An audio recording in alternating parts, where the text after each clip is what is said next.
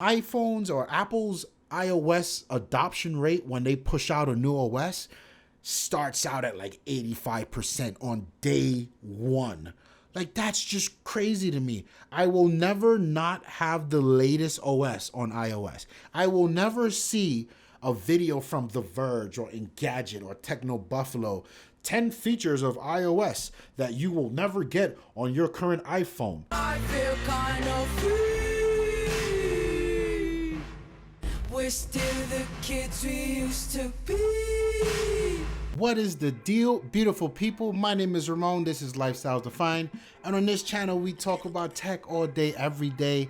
Today's topic is ripe for the time of year. We have two heavy hitters coming out, and I need to make a decision. We have the Galaxy Note 9. And then from the fruit company, we have the iPhone X, presumably the Plus.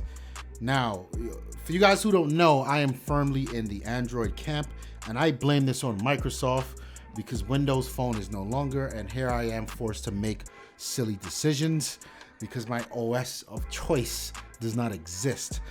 So yes, here I am in the Android camp, and I've been here in the Samsung corner for a very long time, namely because I like what they're doing when it comes to flagship. You know, to me, they've been pushing the boundaries. You get the best screens, the fastest processors, you get the best cameras out there, and that's all fine to me. And yes, there are others, namely the Pixel that's running around, that's dope stuff. There's some other, like the OnePlus is also dope. But I'm in the Samsung corner when it comes to Android. For iOS, I currently have an iPhone 8 Plus, and that is my work phone. So I have this duality going on. I have the best of both worlds, I should say. Now, for my personal phone, much like you guys, it's hard. You get that technology itch and something new comes out and you need to jump ship. That's exactly what I'm gonna do. But what do I do here? If I stay in the Android world, I've got some very real problems. So I may have sounded happy with Samsung, but there's some things about Samsung that is becoming overbearing. And every year you buy a Samsung phone, and I mentioned it on my Samsung reviews, you know, maybe this year will be different. Maybe they'll actually update the phone to the latest version of Android. And of course it doesn't happen. And of course no sleep is lost because you kind of knew it.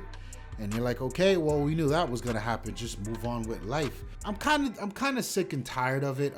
You know, especially when they won't allow you to at least unlock the bootloader and root the phones, which means you can get custom ROMs. And custom ROMs just afford you the ability to get the latest version of Android out there, and also just enjoy the general performance tweaks that you get with custom ROMs. And I like the concept of custom ROMs going back to Windows Mobile days, where if the OEM was moving at a slow pace, which Samsung clearly is, the community would fix the issues that was wrong with the phone. Can't do that with Samsung, and it really annoys me. You know, you can do it with a lot of the Pixel stuff, but I don't know. It's just something that's super annoying. And yes, today I'm recording this. The Android 9.0 Android Pie is finally out, and it's only out on a few phones. We're looking at the Pixel phones, and we're looking at the Essential phone, and the OnePlus will be in there sooner or later. And I'm just left out in the cold, and I can't come out to play in the reindeer games, and that's frustrating for me, right? It always seems like by the time I purchase the new Samsung phone, which as a Samsung user you know is the only way you're gonna get that new OS, by the time I purchase that with the new OS, there's already a beta for the new OS that I'll never get to see. So that is kind of catching up with me. I'm tired of playing cat and mouse, but never actually catching the mouse. And what's even more interesting is the Note 9 is going to launch, and I think it's gonna launch without Android 9. And that then becomes a waiting game. When is Samsung gonna put 9.0 on the Note 9? So the brand new $1,000, $1,100, $1,200 phone that you're buying in all its glory doesn't have the new OS? I'm tired of that, and I'm gonna start voting with my wallet. What I will say is, and I know the Samsung fans, they hate when I talk about this shit. The Note has not been living up to Note standards for many years now. When you look at the legacy, the pedigree of the Note, it was always about pushing the boundaries, both in specs, in raw specs. We're talking processor. It had a processor no one else could have. If the default, the standard processor on the market was a dual core, well, the Note had 21 cores, right? If the default size of a display was 4 inches, the Note had 6 inches. And it was so much about the Note that was just cutting edge, true cutting edge technology. And a lot of that just fizzled away. Another reason I'm not excited about the Note is because the Note 9 is no longer Samsung's flagship. That's no longer where they sort of flex their muscle and show what they're all about. That's the regular Galaxy. And there's even talks about Samsung merging the Galaxy and the Note into just one Samsung Galaxy, and there's a variation with a pen and a variation without the pen. And people look at me like I'm losing my mind when I say this thing. The Note is no longer a super dope cutting edge device. It's just a dope iteration of the Galaxy with a pen. And the only thing that stands out to me on the new Note that I would want to get my hands on is a 4,000 milliamp battery that's rumored.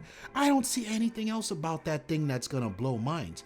It's gonna be the Galaxy X or the Galaxy S10. That's the phone that's really gonna turn out for Samsung. You may see the on-screen fingerprint reader and all of this. You may see the triple camera cluster. None of this stuff is coming to the Note. And again, the pedigree of the Note is this is where you would go to see these things first. So I'm even less excited about the Note. But why do I have to leave Android? You know, you think about Android as this huge sandbox in this customization world, which Samsung is doing a terrible job at, by the way. But there's the OnePlus, there's the Pixel, there's a lot of the Essential phone. There's a lot of dope stuff out there. But for me, in America, we are privy to this leasing device thing, I would like to call it, where you pay $25 or $30 a month on a new device and you just keep it rolling. I kind of like that. So for me, the downside of that is I'm locked into whatever phones my carrier offers. And AT&T doesn't offer Pixels. AT&T doesn't offer OnePlus phones. You either get a Galaxy, or you get a LG, or you get some other boring half-ass Android phone in the corner that is suffering from Android lag in 2018.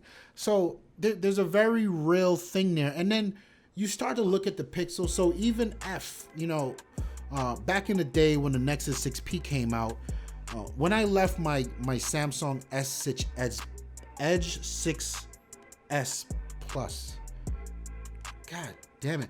When I left that phone because it was just piss poor and it degraded in like 2 or 3 months, I went out and spent my $550 to get a Nexus 6P. And that phone has been amazing for me ever since.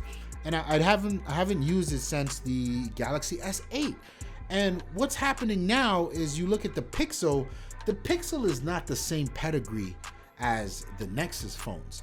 There's something very wrong with the Pixel, what's happening there. And it's crazy because I've been bashing the Pixel on this channel for quite some time, but I just saw a video the other day from MKBHD pointing some of the there's issues. People are having issues with the Pixels where this thing is slowing down. It's degrading like every other Android phone, and that's very worrisome. God damn it, Google controls not only the software but the hardware on this thing, and they can't get it right. That's super frustrating. So I can't even say to myself, hey, just pony up the $700 and go get the Pixel and be happy with life. It's just the other side of the fence. The grass is not greener over there. So that's a very real problem. But look at iOS. What happens when I switch to iOS? Is life going to be any better? First of all, I try to stay away from iOS on my personal phone because I always have iOS as a work phone. And I don't want to walk around with two of the same phones. As a technologist, that's just boring. That's just not the way we do things. So that's one very real reason that always kept me away from iOS on my personal phone, because I always had it on my work phone. So there's that. And then you have to look at what Apple is going to be doing with the rumored iPhone XS Plus 6.5-inch display. Let me get that, son. Let me get that. I want a piece of that, because Samsung seemed to have put the brakes on display size, and I'm not with that. The bigger the better. I used to make fun of Tawan when he showed up with his 1520. I was like, yo, son, go home. You're drunk. No one needs a screen that big. Now I can't get a screen big enough. And it sucks that Samsung kind of bottomed out. Even with the Note series, again, traditionally speaking, the Note series always had the bigger screens. Not so much. So yeah, I guess I could look forward to a bigger display. I'm all about that. What I can also say is a large part of my productivity ecosystem is alive and well on iOS. Sometimes it's even better when you're talking to Microsoft apps. It is just a real thing. Then there's the very real issue of the apps. You know, in today's world, I guess about 4 or 5 years ago, it used to be a big complaint iOS would get all the new apps first. And it's less of a problem these days, but it still happens. You know, and as a photographer, shameless plug for our photography channel, Lifestyles Defined Photo, check the link in the description below. As a photographer, there are a bunch of these utility apps that I have that are only available on iOS, and it irks me to this day. And, you know, not really a problem for me personally, because again, I always have my work phone on me, so I get access to these apps. But I'll be looking at the Play Store like, what the hell, where are you? I thought we figured this out. I thought these developers got the message. Are they not reading the memo? Why is this app not on Android? Like, it's still a real thing. And the last, I would say, is probably the strongest point for me switching to iOS, is the biggest point of me running away from Android. iOS will always be updated on an iPhone. For crying out loud, the iPhone 6S has the latest version of iOS. iPhones, or Apple's iOS adoption rate when they push out a new OS starts out at like 85% on day one. Like, that's just crazy to me. I will never not have the latest OS on iOS. I will never see a video from The Verge or Engadget or Techno Buffalo, 10 features of iOS that you will never get on your current iPhone. That doesn't happen. When Apple does a video of it and it's available, I get it. There's none of that Android mess where, oh, here's all these dope AI features from Google. All right, now Google sends it on over to HTC, and HTC says, yes, let's put our stamp on it. And then HTC sends it over to AT&T, and AT&T says, no, I'm not putting shit on this. I'm gonna keep this here in the closet and make them buy the new phone next year. There's none of that on iOS. But again, in true fashion, in true form, fuck Apple. I'm just gonna go get me a Lumia 1520 and just work with the one app that I got, and that's text messaging. Hit the comments, y'all. Tell me what I should do. I need help. I need some direction. If you like the video, like it. If you are a Samsung fanboy, up here to defend that Note 9, fuck you and the Note 9. That shit is trash, B. My name is Ramon, and I'm out of here. Peace.